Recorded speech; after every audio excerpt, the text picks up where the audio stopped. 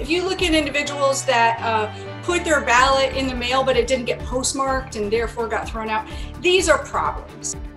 Voting rights groups and some state leaders say Ohio needs to take steps now to accommodate the expected flood of absentee ballots for the upcoming election.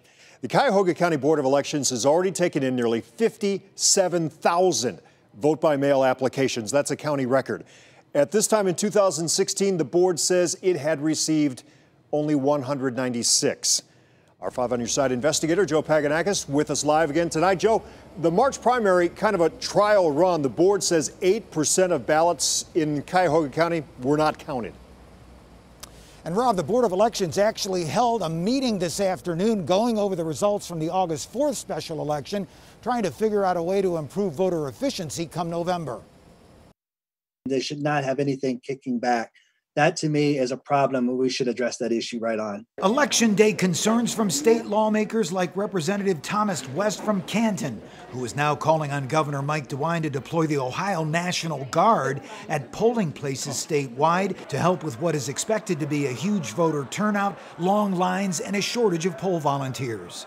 A lot of our poll workers are older, they're seniors, and they're the most vulnerable when it comes down to contracting the COVID-19 virus. Cleveland would love to see drop boxes, more than one drop box. Ohio's League of Women Voters pushing for ways to make the voting process more efficient, urging voters to act early, put in their ballot requests as soon as possible so they can be part of the first absentee ballot mailing on October 6th.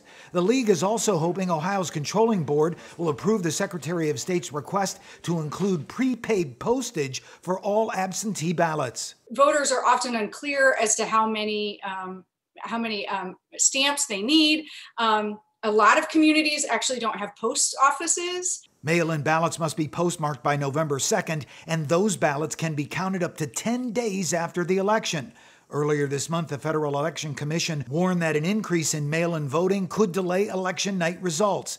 The League urges voters to use the tracking tool on their County Board of Elections website to keep track of their vote. We need to make sure we're working on that access, especially during a time like COVID-19, where there are more financial challenges that voters could be experiencing, as well as public health concerns.